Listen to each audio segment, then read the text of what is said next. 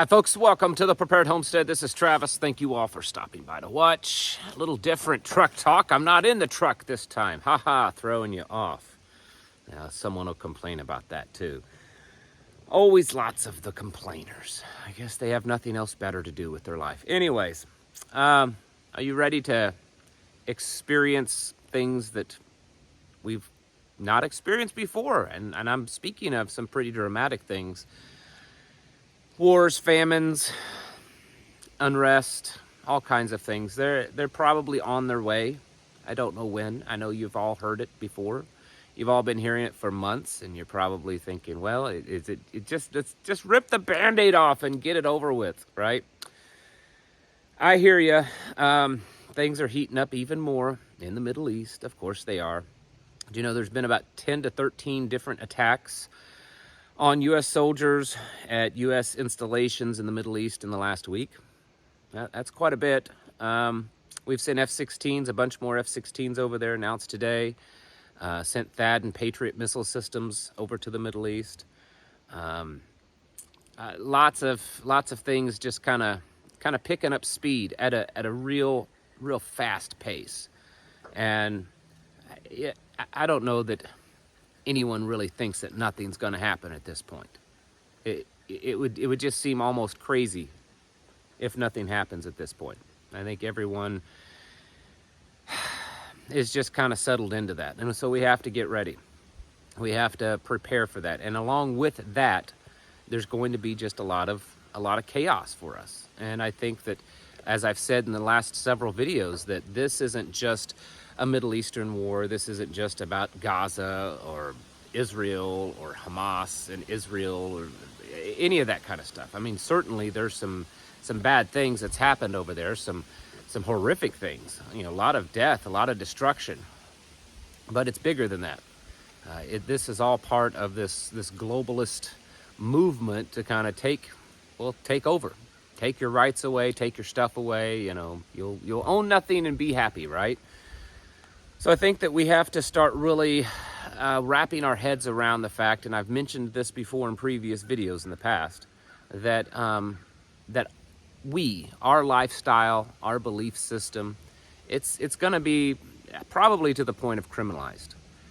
And as the days of destruction, the days of Noah that are happening, as they're nearing, we need to start gearing up for that and accepting the fact that how you believe and how you think, well, you're going to be the bad guy.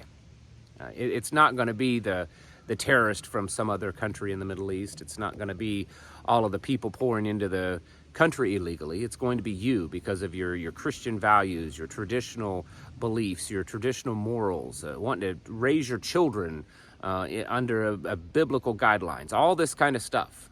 And so you are going to have a target. You already have a target on you. Cracks me up all the time. I see people in comments, oh, I at some point I got to stop watching this, or, no, I don't want to get on any kind of group or talk about things because, it'll flag me and they'll find out about me and my beliefs. Brother, they already do. They've already been collecting all the data on you. They already know about you. And at some point, that data is going to be used against you. That's why they're wanting to put AI in charge of everything, so it can easily filter through all that. The CIA already said that they're doing that with all this mountains of data that they have. They're going to start implementing artificial intelligence to filter through it and figure out who the bad guys are. And I'm sure that you're going to be at the top of that list. This is all biblical, so don't freak out too much. I talked about over on Locals today about how we should actually, as believers, for those of you that are believers, rejoice in the fact that these days are finally getting here, because we know that it's getting closer and closer to the time that Messiah will come back.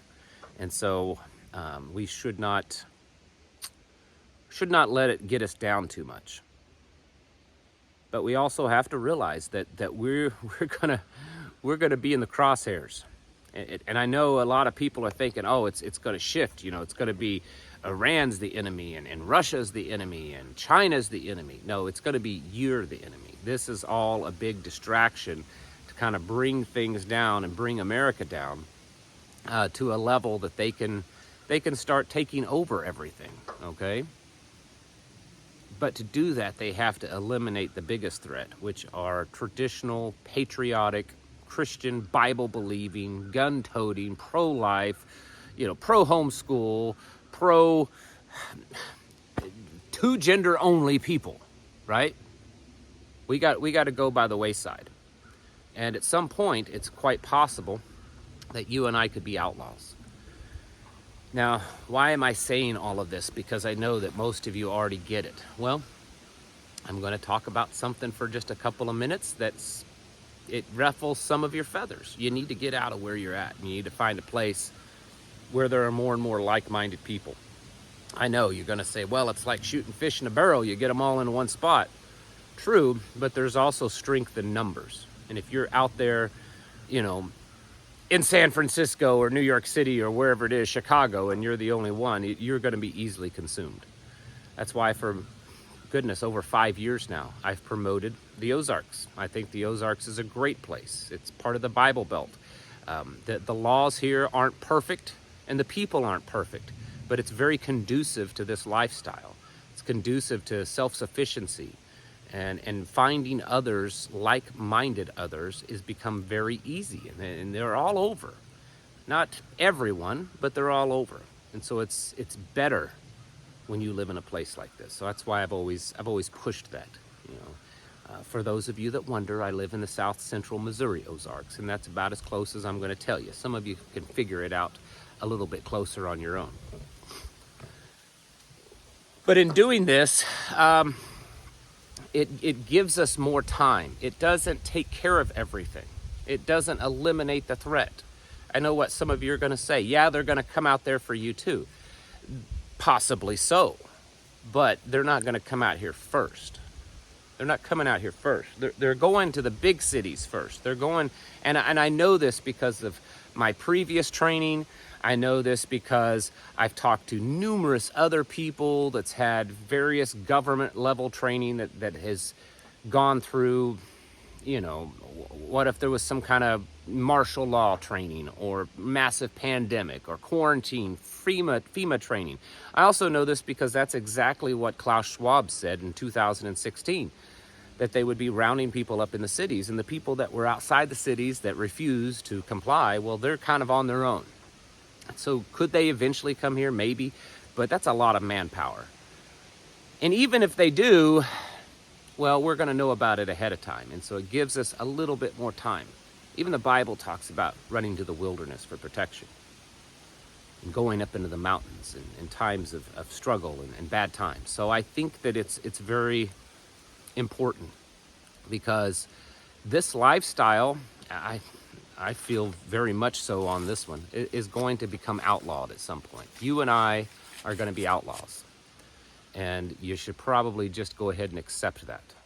The level of persecution that is coming our way, yeah, it's not going to be good.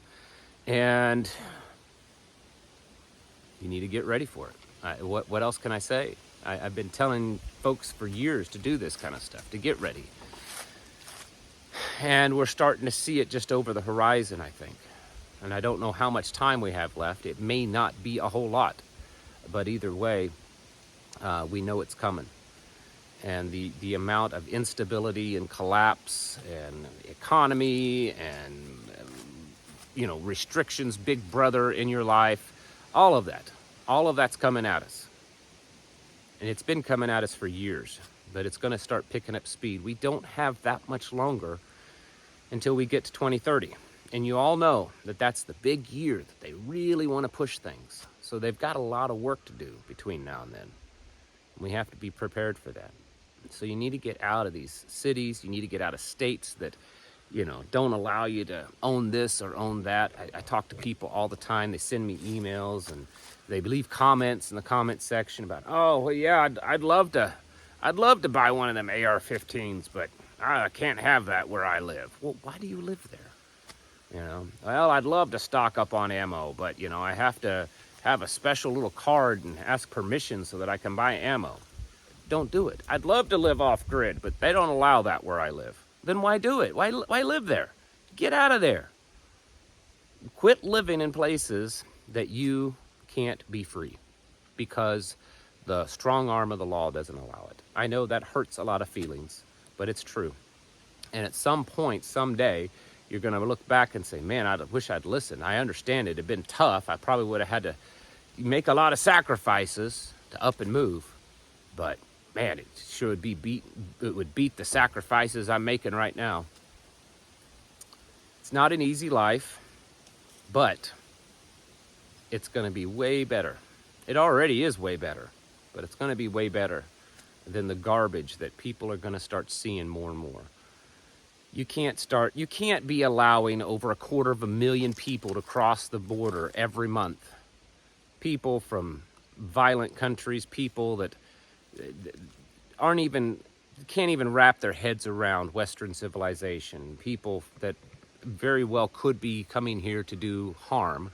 You can't allow a number of people across the border every month and not expect that somehow, some way, things aren't going to start going crazy. So yeah, the war getting bad.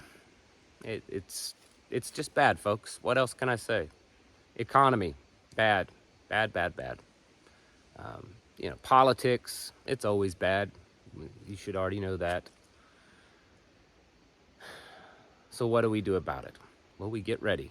We get out of these places that we know aren't safe, they're not sustainable, they're not survivable. We find other people like-minded. It's much easier to find people like myself and others out here. It's a lot easier than if you live in the middle of Chicago or St. Louis or Dallas or any of the other places.